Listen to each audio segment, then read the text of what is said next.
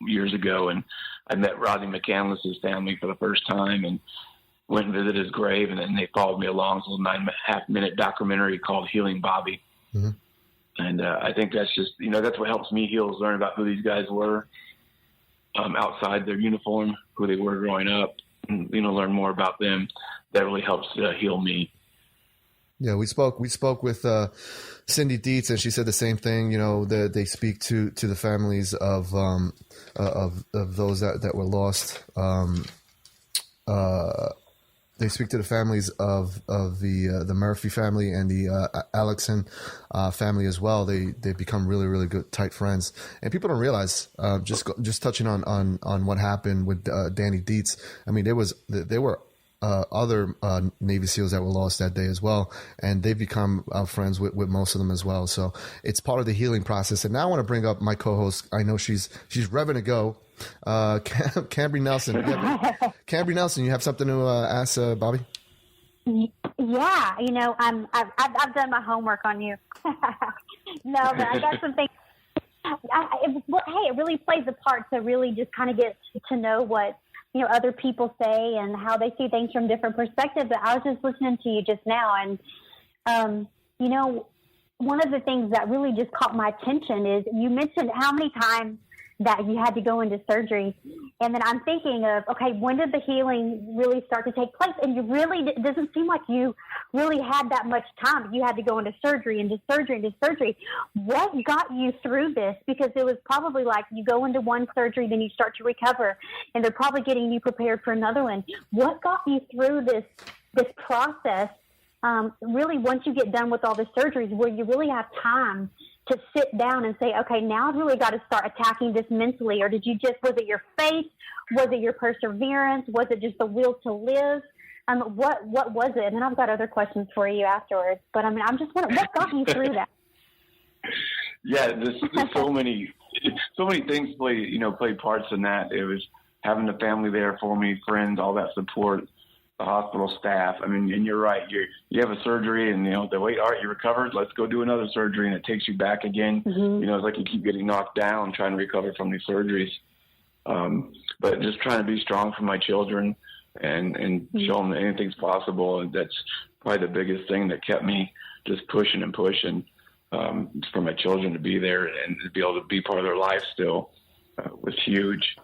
To keep living again for the guys that couldn't live. And then using my sense of humor, got me through it. I mean, I've always been that kind of person that would use my sense of humor in bad times. I think for anybody, no matter what you're going through, once you can laugh at it, you kind of made it through it.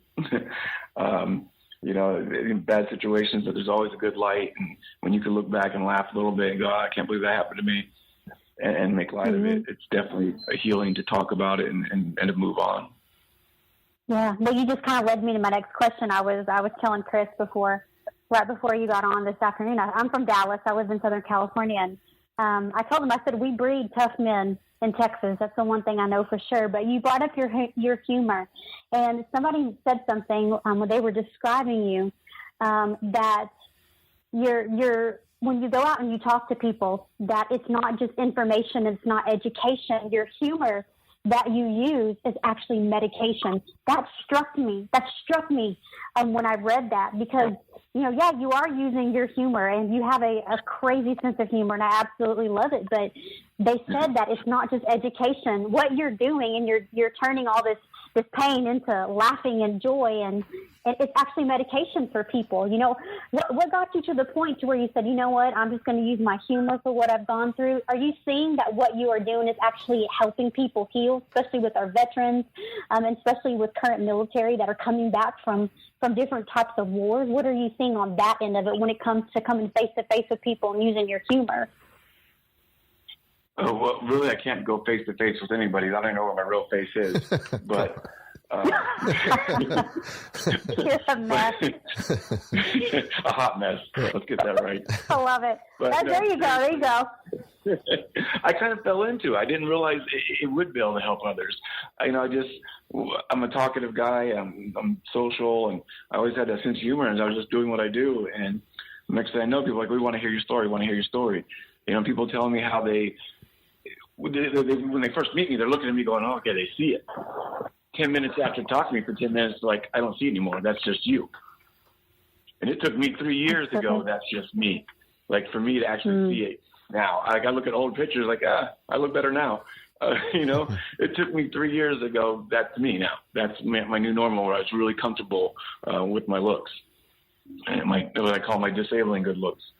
But, you know, but I learned that through just people sharing with me that they're able to see me once they start talking to me, you know. Like Michael Lammy, him and I are, you know, good friends. We met in the hospital. Well, in fact, after the interview, we went and had a drink together. But it was just, even him, I'll see old pictures of him. I'm like, that's not you. That's not my Michael Lammy, my BBFF, best friend forever. That's another guy.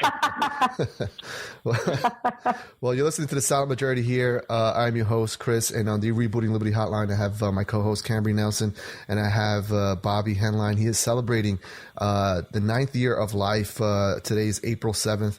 And on April 7th, on 2007, that's when his Humvee was struck by a roadside bomb in North Baghdad, and Bobby was the sole survivor, where 4 other men perished in that attack. And you know, Bobby, we spoke to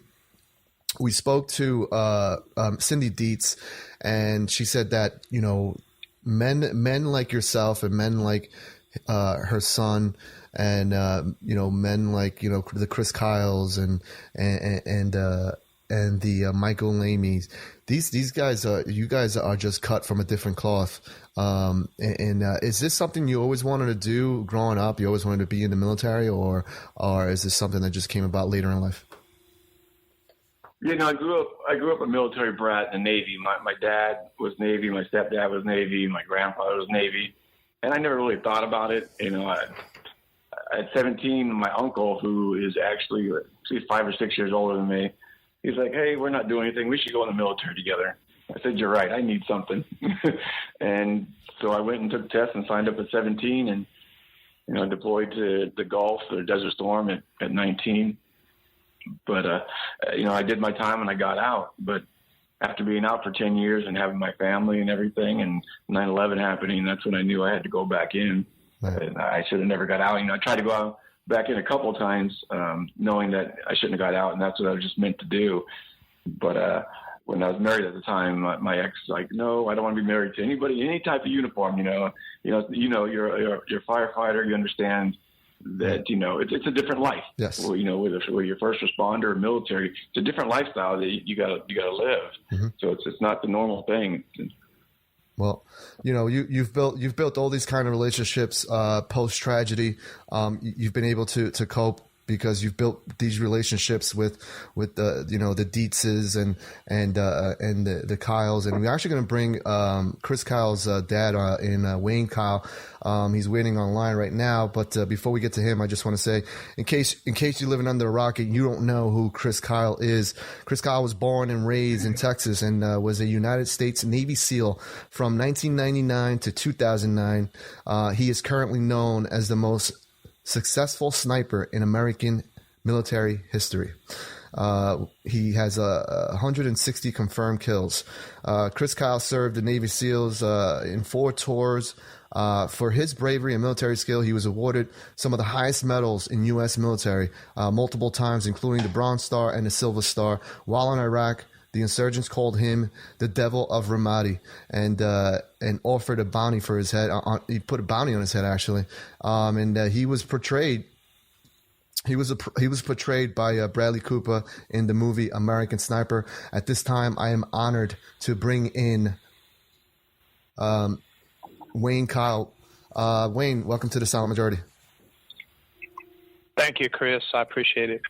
Hey, so you know, we're celebrating life today, and as I mentioned in my opening, we're not only celebrating the lives of those that survived, but we're also celebrating the lives that we've lost. And your son was an amazing American, and I want to thank you. Before we go any further, I want to thank you for the sacrifices of your family, and I want to thank you for Chris Kyle.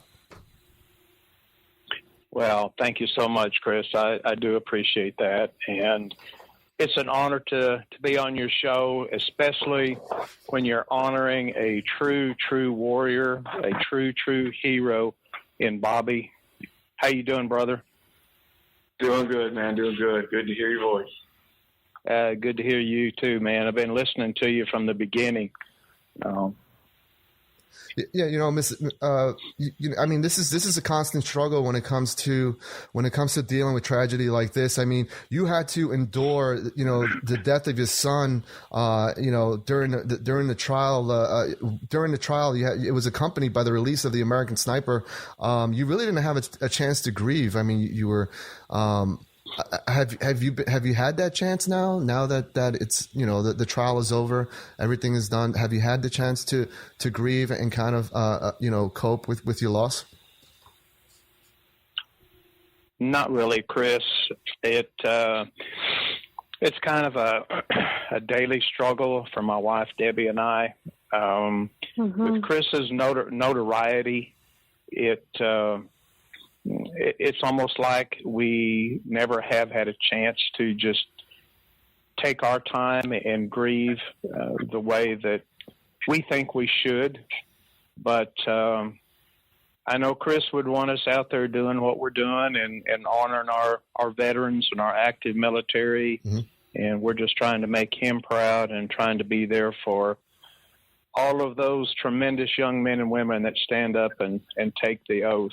Yes. This country owes everything to them, and we wouldn't have this radio broadcast right now if it wasn't for our veterans. Yes. Those that have sacrificed all, and ones like Bobby who've sacrificed tremendously, and a tremendous spirit that he has to rise above, what he's had to endure, and. I'd heard so much about Bobby before I actually got to meet him. Everybody was saying that, he was tremendous. And Kambree, like you said, it was medicine. And then we got to meet Bobby and actually got to have him come be a part of us and what we were doing. And tremendous, tremendous young man. Got to meet his family then a little bit later, and just have so much respect for him and others like Bobby who have sacrificed so much. Bobby? Yeah. Bobby, you want to respond to Mr. Kyle? Yeah. It was amazing. I get this Facebook message from Wayne Kyle, and like, holy crap! I don't think that's what you said.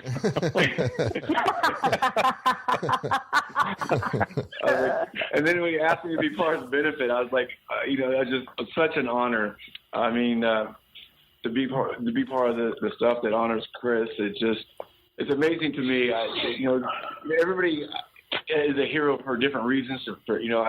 I do a joke about it, but in seriousness, being a hero is like being beautiful. It's in the eye of the beholder, right. And to me, Chris is a hero once he came home to me because he dealt with what he had to deal with, his own demons, and then turned around and started helping other veterans. That's the hero that I see. I mean, that's amazing. Before he was doing his job, now he's doing something he doesn't have to do. That's when he's really being a hero and putting that cape on. It's amazing. So I'm honored to be part of all this. Yeah, well, it's unbelievable that I get to do what I do. Awesome. Let me just reset here. You listen to the Silent Majority here. I'm your host, Chris, and today's a very special show. We're celebrating the 9th year of life of Bobby Henline, and not only his life, but we're celebrating the lives of all the men and women that we've lost and those that have survived and have served our great country. Before we go to Cam, I want to pick up this caller. Bud, welcome to the Silent Majority. You have a question or a comment? Hey, Bud. Hey, Bobby, it's Bud Collier from Houston, Bully Bear. What's up, Bully Bear? What's up, my brother? Hey, I'm calling in because I just want to recognize Bobby for what all he's done for our veterans. I personally see we work with PX3, and it's a game that we play every year, a softball game, and all the money goes back for PTSD research. And Bobby's been involved with that almost since day one. I've seen him in shows down here in Houston, the comedy, and what he's given back for our veterans and saving lives, you can't put it in a money thing. And I love you for what you